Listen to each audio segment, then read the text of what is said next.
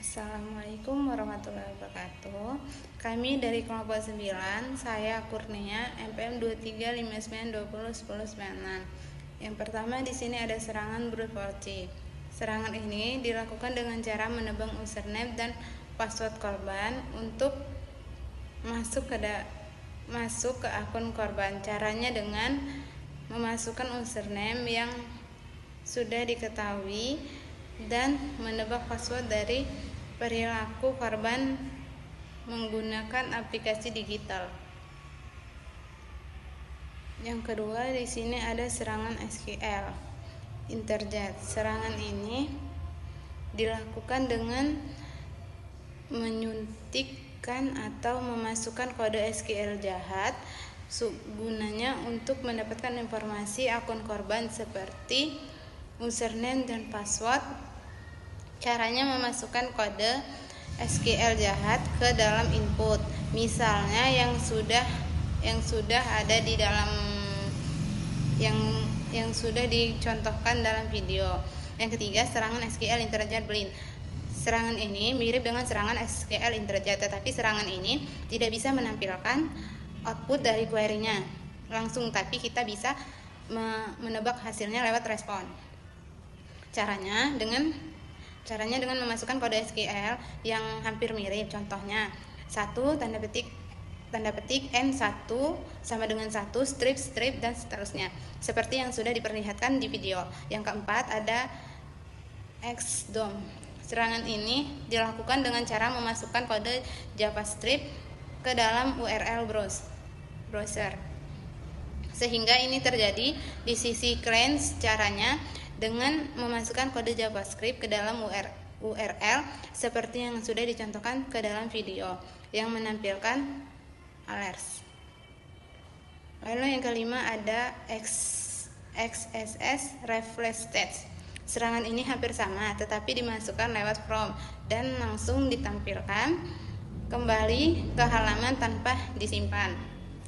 Caranya dengan memasukkan kode JavaScript ke dalam from, maka langsung muncul hasilnya. Yang keenam di sini ada serangan XSS through. Serangan ini hampir mirip dengan XSS DOM dan refresh text, tetapi kode JavaScript yang dimasukkan akan disimpan, sehingga jika user lain membuka halaman tersebut, kode itu akan dijalankan. Terima kasih. Selanjutnya akan dilanjutkan oleh rekan saya.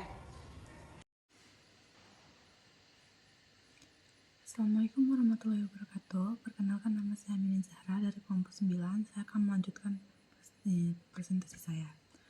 Yang pertama, saya mengerjakan comment injection.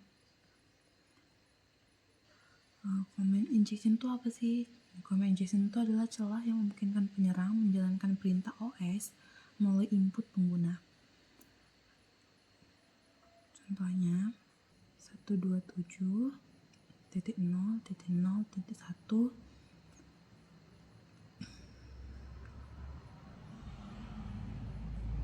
terus garis lurus uomi, lalu kita submit. Nah, setelah kita submit itu dia keluar seperti ini. Terus kita dir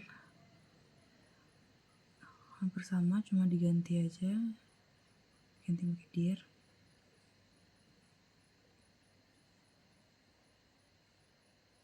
Nah, hasilnya seperti ini.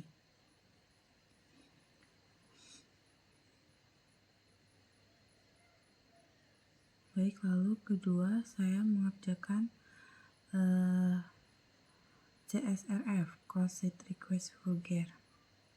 Itu contohnya kita masukkan kode password, terserah kita buat dulu, kita ngasal. Ini sebagai contohnya dulu yang pertama. Ini contohnya misalnya kita masukin password, terus passwordnya itu ada typo gitu di bagian bawahnya. Terus kita lihat di bagian URL itu ada yang salah kan di ini konfirmasinya itu.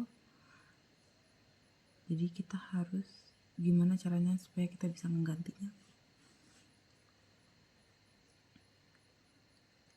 Jadi kita ke VS Code, terus kita bikin file baru,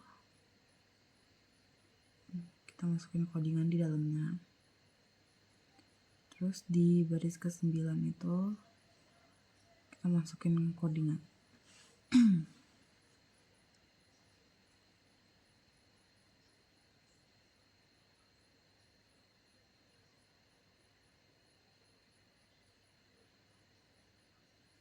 Ini kita di dalamnya itu kita masukin link kita yang ini, yang tadi.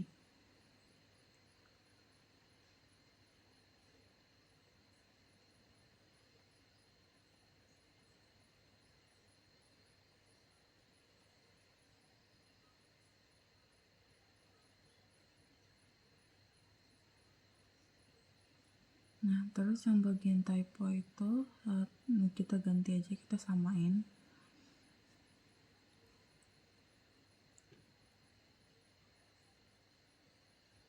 Terus kita cek.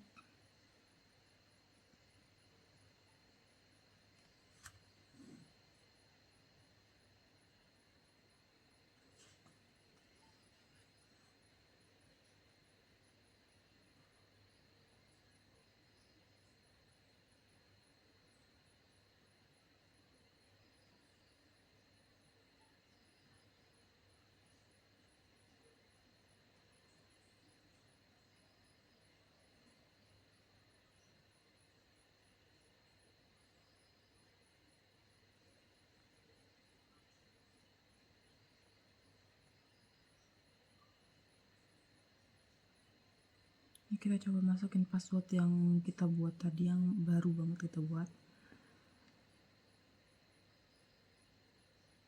Nah, ini berhasil.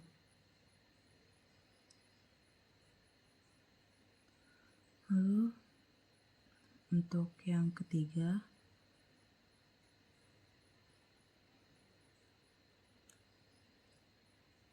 saya mengerjakan file upload.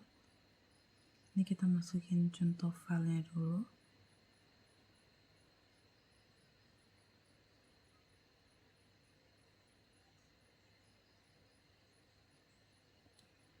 Nah, terus dia kalau kita upload, kita dapat link kayak gini.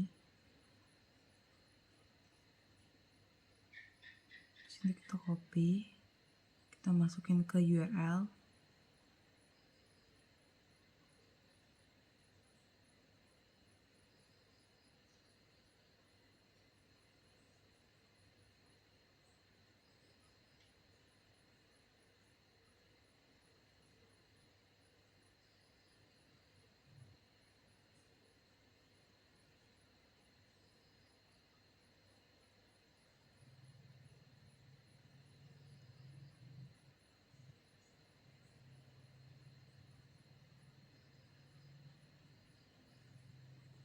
Ini kita masukin input sama dengan ls. Ya, dia muncul. Tapi karena ini dalam filenya itu sebetulnya codingan bukan foto, jadi ini gambarnya jadi kayak gini.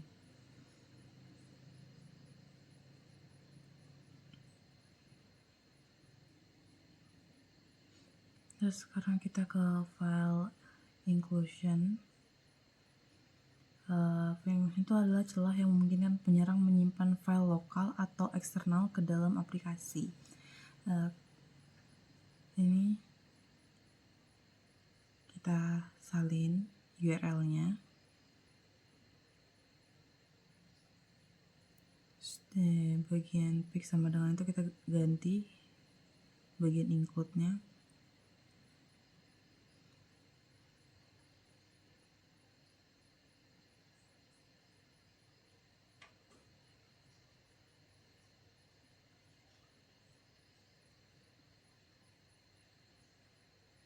Nah, dia keluar seperti ini.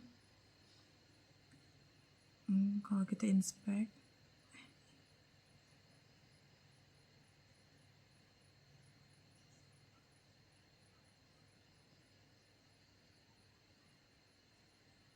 kita ganti ini ditambahin lagi di URL-nya. Ini karena salah, ini harusnya abis sama dengan tuh harusnya ditambahin file.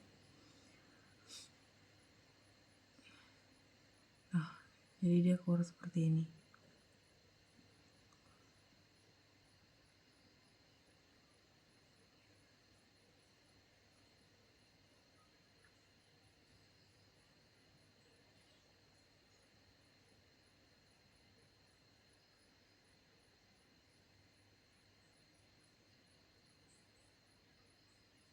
Lanjut, kita ngerjain insecure CAPTCHA.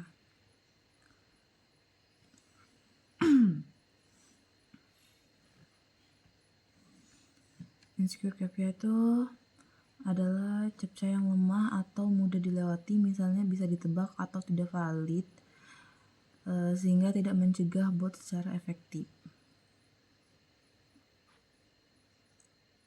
Ini kita ubahnya di bagian value.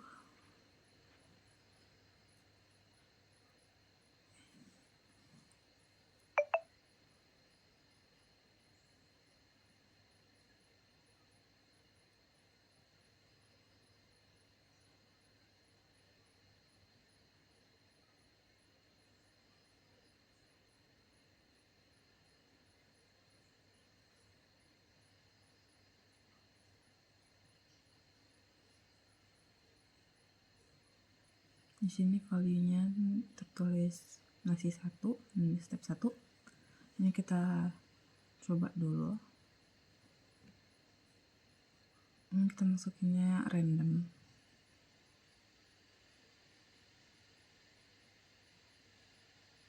Ya, di sini nggak bisa, masih belum bisa. Terus gimana caranya supaya dia berhasil?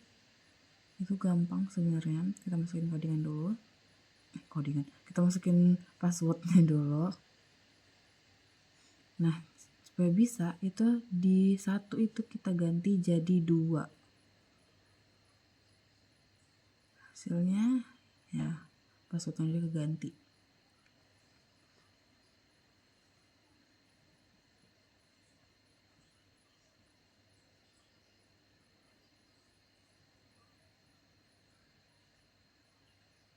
Lalu kita menunjukkan IDS. IDS itu pengguna season ID yang mudah ditebak atau tidak diacak, sehingga menyerang bisa mendebak atau mengambil sesi pengguna lain. Ini contohnya. Ini kita inspect. Terus yang ini punya kita dulu.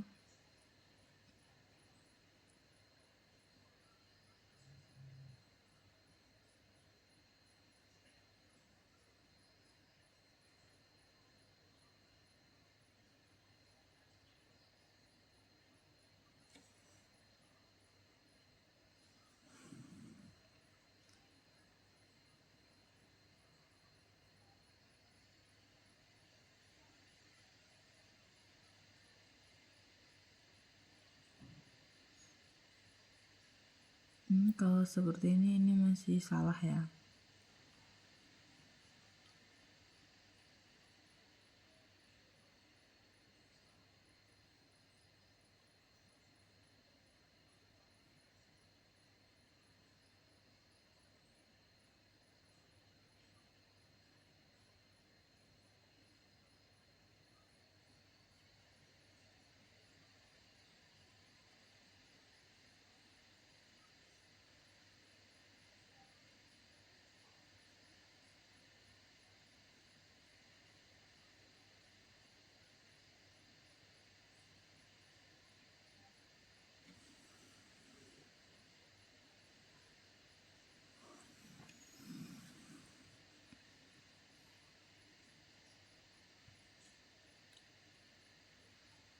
Ini kita salin. Nah, ini tampilan yang berhasil.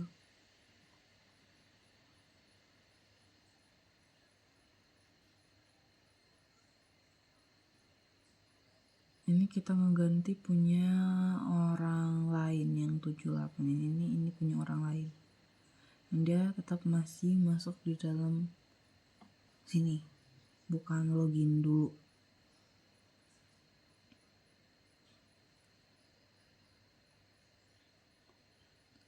Sekian penjelasan dari saya, akan dilanjutkan oleh rekan saya selanjutnya. Saya akan melanjutkan dari kawan saya sebelumnya, itu saya bagian CSP bypass. Yang pertama, untuk CSP bypass ini sendiri kita yang cukup mudah ya kalau untuk yang versi low. Pertama-tama kita cukup salin dari sini, kita pas tekan, salah, segini dulu. Nah, setelah itu kita include, maka dia otomatis ke XSX dan akan muncul pop-up seperti ini. Selanjutnya JavaScript. Nah, untuk JavaScript ini kita cukup dengan salin sukses ini terus ke sini, maka kalau sebelum kita apa-apakan dia akan ini invalid token. Untuk mencet tokennya cukup mudah, dengan klik Ctrl dan U maka akan kita muncul seluruh source code-nya. Kita cari generate token.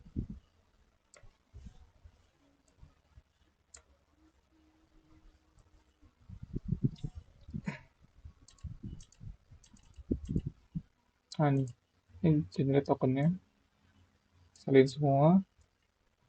Setelah itu kita close, itu kita inspect elemen, pindah ke menu konsol. Nah di sini kita spam generate token beberapa kali.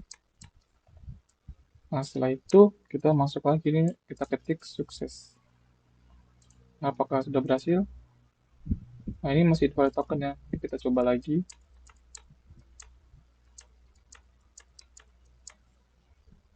Ketik sukses, kita coba lagi, kita submit.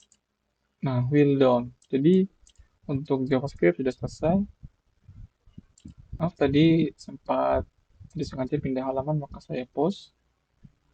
Untuk authorization bypass ini cukup mudah karena kita level low. Untuk shortcut sendiri juga kita tidak perlu apa, tidak perlu validasi yang lainnya. Jadi cukup apa saja bisa merubah isi dari database-nya. Contoh kita merubah Mi ini kita menjadi Mi 200, kita update. Nah successful, kita refresh. Nah ini masih Mi 200 dan database juga sudah berubah ya. Kita buka di VWA user.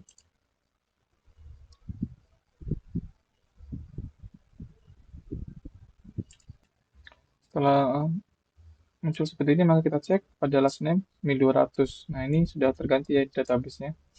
Dan setelah itu kita cek lihat open HTTP redirect-nya. Nah di sini kita cukup mengubah URL ya, dari queries 1 dan queries 2. Kita cek.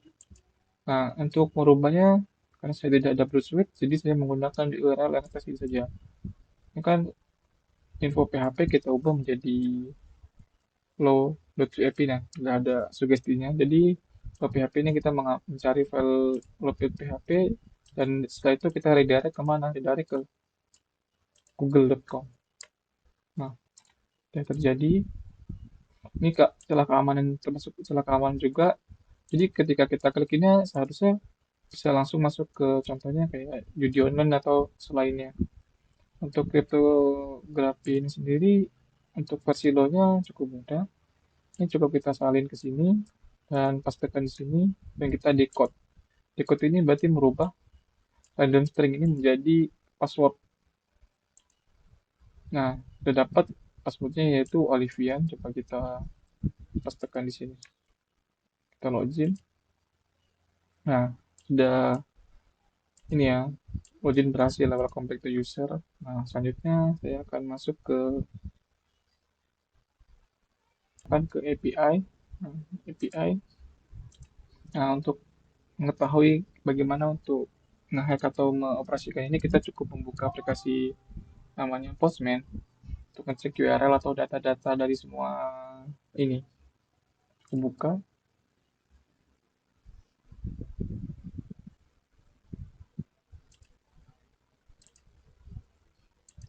Setelah password terbuka, maka kita kopikan URL dari sini.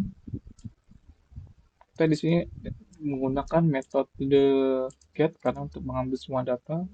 Nah, untuk mengambil semua data ini kita tidak tahu kan usernya ada di mana. Kita cukup inspect elemen seperti tadi.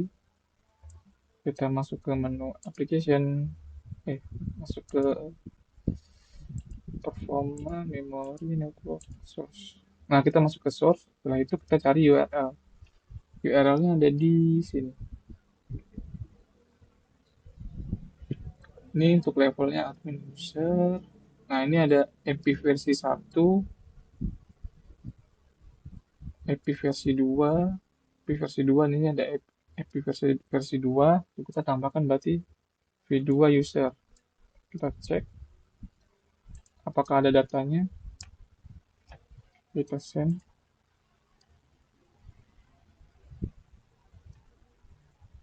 Nah, ini munculnya datanya, ada Tony.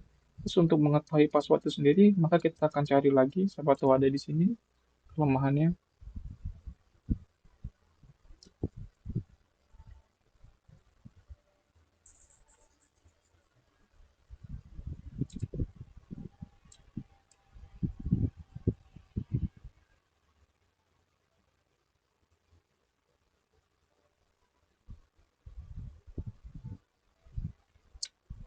Kalau tidak ada, mungkin kita mencoba eksperimen sendiri, kita menjadi V3. V3 juga masih sama saja, kita coba jadi V1. Nah, untuk V1 sendiri kita bisa memunculkan password ini sendiri ya. Mungkin untuk challenge kali ini selesai untuk challenge APA. Maka saya akhiri. Bila bisa dilihat, wassalamualaikum warahmatullahi wabarakatuh.